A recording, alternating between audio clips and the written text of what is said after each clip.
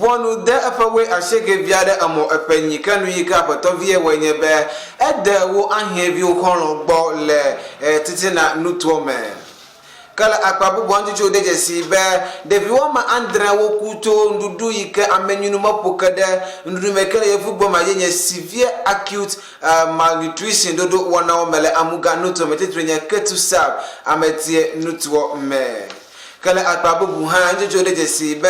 amodang dola de ka obabla efavo enia bonu de amo epe eni kwakle edosesa wole yika mawude de viade bol asim fosu nutwo me kenya bonu kwala omodo be sonu mi ko ba Ewenyigba TV jogo nu pomo wona oji nye konye nate agoyo me Peter jaro nya mayikela se trom le mi apa modangu katanti na mile egbe nya jope akpaji ka de jesi be nusinis ebe English dictionary do pe yika akomya panya jole Ewenyigba TV jogo nu pomo wona oji koko edeme ke leye mami ano ke gemde nyajo wana ume nemi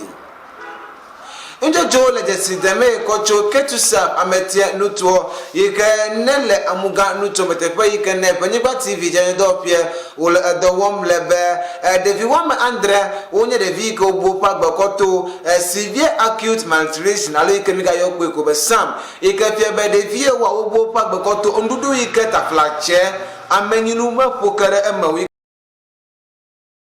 kefebe alika kokomena no ndronti amenyino na no nti kenere be biodri wakpo pala me papo honu patutureji alika opala me na achi alika kokona no de vianwuti a ndudu ya metere de via osumo kefebe gba de via opokoshoko bevelanye ba alika na oji de via wa edo opala me mala haya mo bevelanye ba edo wa omulo sesen alo alika na opala me na se opopo na achi a de via omotela afoye dem le ketusap nuto mel kala dudu ya akpa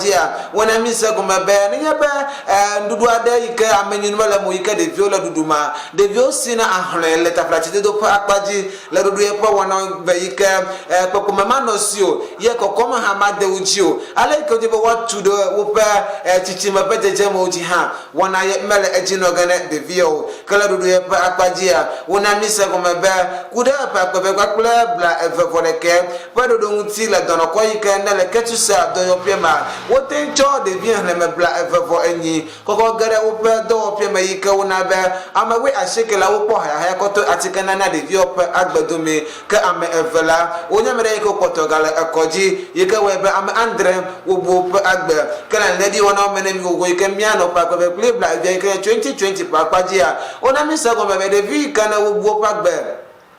koto sam dolale pe asia yenya amhleme eton ka o kare dolale pe akpa bla eton fo evanti kana ba bla fo ashikia wo de asilontile ka mo dagbele unti kala ba ko be we ashikia me ba ya de biare ka mo bo pa gbe koto malnutrition do ye pe akpajo yikana be we ashikia kata na wo choko ba dono kojia o jagba yika o dagbele unti ko chokata ko ko ide apeme kama yikanya ntoje pola le na mesenya o pa akpaji le doja pe no wana opakwaji kanya poto Dr. Enoch Adari ade kogbenya jodo wala titrinya Ewenyigba TV jogan pomo wana obe le yo poto no koja ahia be yo achoga humara kokodo kojine yo poto la yikawahe na yo akwakpele review ti hana ndudu yikawunya stand milk oil sugar granules vitamin syrup pakpla wona abubu garo ikafia bo waple sukli waple milk alo nubomo ba dodo ne de vio pakpla alaika waza ami hana azi pakpla alaika waza ngusedo ma party ka wona de vio chowba wa ano multi nutritional vitamins ai ka bia le ye bo podo do pakpajia wo bubu amagbetike yokata koden gore kama hana ko ne de vio ikata flache nutrition alu kosoko la mapa mahaya ele fudem la de vio ko to dono ko jipe asime kala Dr. Enoch Penyanua abugo ko ne viji kwala kwakula jila oba wale kulo pe vio 23 le open dudu wona ma hafi ofofu le fofo wona me kwakula eviji wona me kle subaten ahemone dono le fodi ke atu de vio be wade ope agbeda mia no bonu nemi ka mia no bondo do wa me eve adepenya me nemi amodangu bukula de yikanya excavator operator wode mo epe enyi pakpel adosese wo keni ke wo wenye be ade epe we eve eba we eve nyɔnuvi aɖe gbɔ le asin akrompro yi ke ne le asin fosu nuto yi ke ne le titina nuto game ke tsotso ɖe dzesi be le yi ke me ʋɔnudrɔla he ana aƒenɔ Dorinda switch ata uno bondodro wana me le Cape Coast Circuit Court 1 le dodo ye pa kpadia ade me be le apoto ye pa for da wana yike woden kona apoto ye be Nicholas Boateng yike ho be bla fofo enyi kana biare o gade jesi ba kwami entry besiako yike ne ele pa do pepa nkoma zamle dodo gado pa akpaji be ade gugu alu opoko na bonu be ye je agole ye pa for da wana me le yike me ye de kwakple apa we eve le ye pa for da wana op akpaji kama yike nya chora amanto le dodo pa akpaji yike prosecutor chief inspector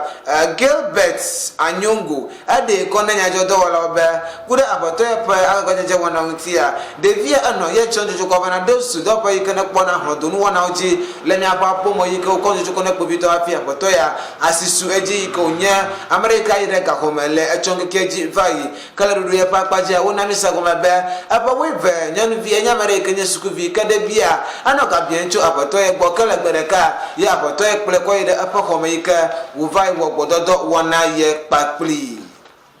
kana mia achona kama yike mia kana bon kwakule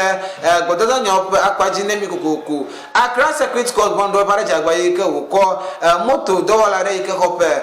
we asheke koko ademo apa enison kanu yike ne wo nyebe ade wo ahia bi wo konlo nyanu vi gbo le agogloshi kana le again nutome ka wo de je saboto bi ebe Edward Mensa yike ho we asheke ayamre yike wo chonya le mutibe ade apa we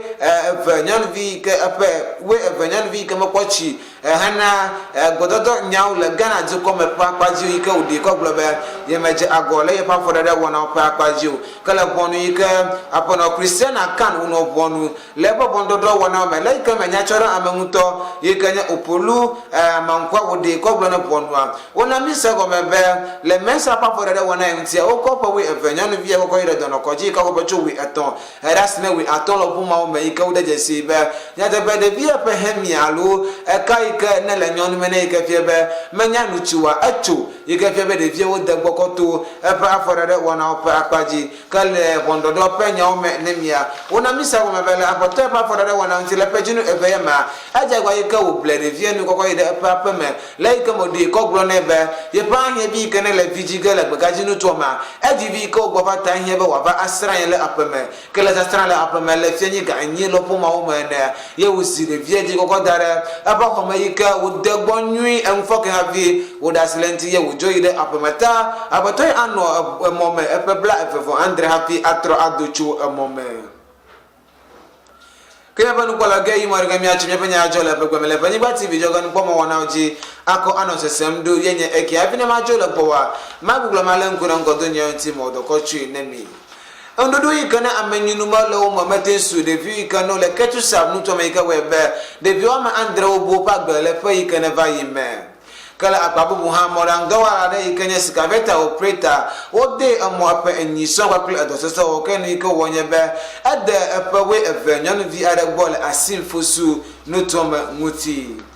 apa we aseke biade yire amo apa enyiso le ni ko wenyebe ade wo ahia bi wo hono bola yika mo blere vien ko ba